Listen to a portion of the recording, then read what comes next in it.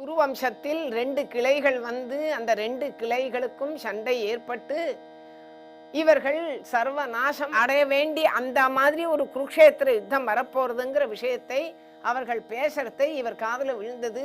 அப்பொழுது அவர்கள் பேசினதிலிருந்து இவர் தெரிஞ்சின்றது, இந்த குருக்ஷேத்திர யுத்தத்திற்கே முக்கியமான காரணமானவன் தர்மபுத்திரன். அவன் பண்ண இந்த ராஜசூய யாகத்தினால்தான் அந்த அசூயைங்கிற தீயாகப்பட்டது அப்படியே கொழுந்து விட்டு எரிஞ்சுது. இந்த யாகத்தில் எல்லாரும் வந்து உட்கார்ந்த பிற்பாடு பீஷ்மர் தர்மபுத்திரனை கூட்டார்.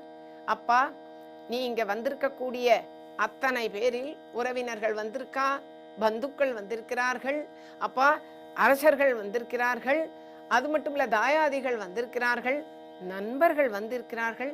எல்லோரையும் பார்த்து இவர்களில் யார் ஒருத்தன் உத்கிருஷ்டமானவனோ அவனுக்கு முதல் பூஜையை செய். தர்மபுத்திரன் பார்த்தான், ஐயோ தாத்தா, என் தலையில் இவ்வளவு பெரிய பொறுப்பை வைக்கிறீர்களே, எனக்கு என்ன தெரியும்?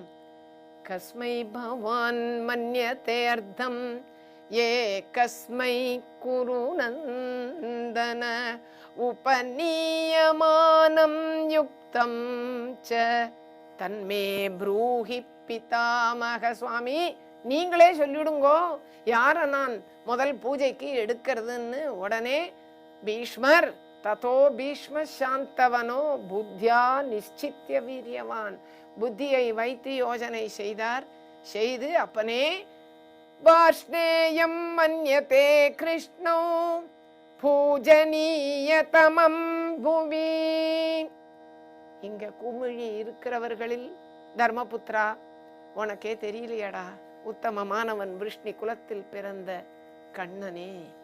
சாமான்யமா சொல்லல, எடுத்தோம் கவுத்தோன்னு சொல்லல, புத்தியா நிச்சித்ய வீரியவான், புத்தியினால நிச்சயம் பண்ணிட்டு சொன்னார். இதுல முக்கியமான விஷயம், நம்முடைய சம்பிரதாயத்துல நம்மளுடைய ஆன்மீக பொக்கிஷங்களில் நீங்க பார்த்தீங்களானால் உபனிஷதங்கள், அதுல எல்லாம் குரு சிஷ்யன் அவளுடைய கான்வர்சேஷன்ல தான் அத்தனையும் எழுதப்பட்டிருக்கும்.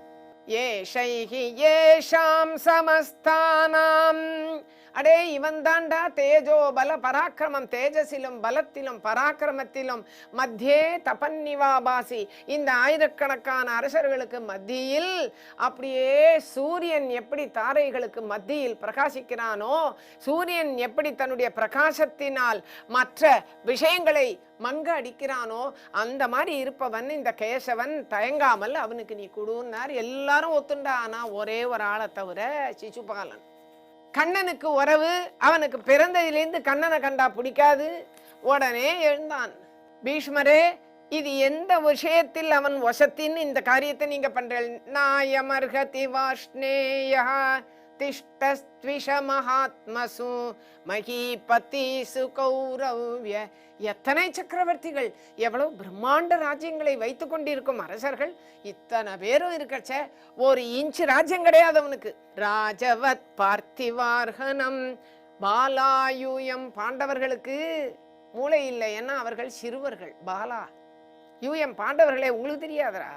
தர்ம சூக்ஷ்மோஹி பாண்டவா.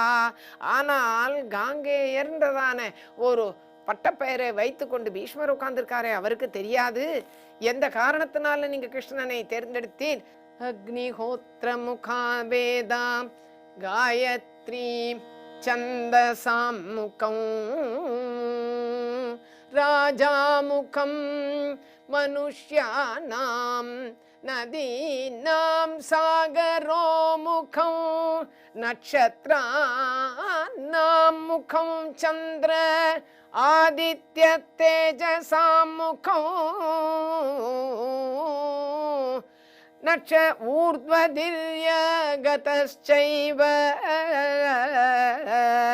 யாவதி ஜகதோ கதி சதேவ கேஷு லோகேஷு பகவான் கேசவோ முகஹ.